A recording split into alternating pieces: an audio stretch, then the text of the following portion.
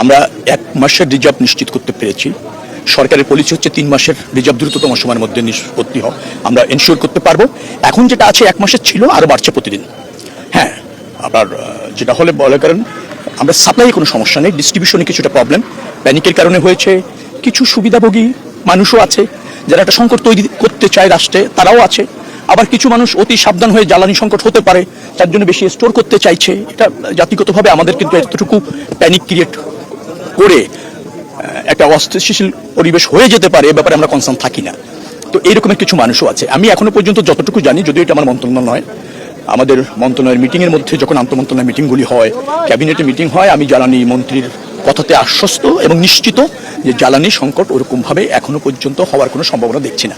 না না, আমরা একটি প্রস্তাবনা আছে বুয়েট থেকে, একটা প্রস্তাবনা আছে যে এইগুলিকে ব্যবহার উপযুক্ত করা যাওয়ার সমূহ সুযোগ আছে।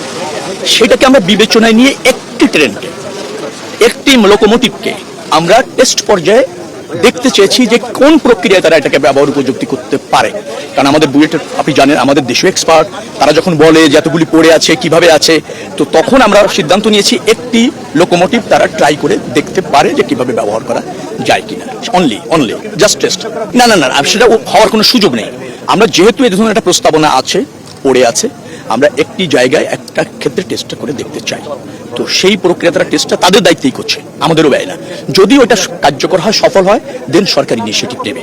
এছাড়া এই প্রকল্পে ব্যয় করার অথবা সরকারের অর্থ, জনগণের অর্থ গচ্ছা দেওয়ার কোনো ইচ্ছা সরকার